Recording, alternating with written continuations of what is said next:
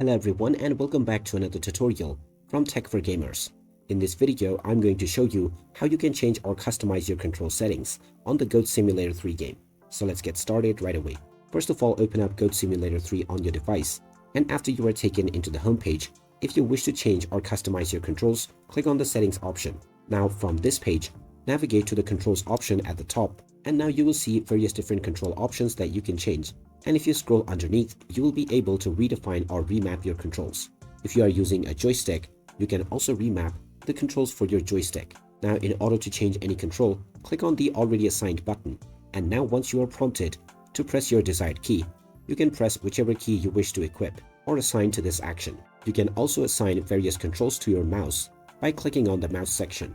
Now once you have set up all of your desired controls, make sure to save your changes. And now once you go back, you can start playing your game with your newly customized settings right away. And if at any point of time you wish to change it once again, you can go back to the control settings and make your desired change. So there you have it. That is how easy it is to change your control settings on the Goat Simulator 3 game. If you find this video helpful, don't forget to hit that like button and subscribe to our channel for more useful tips and tutorials. Thanks for watching, and I will see you again in the next one.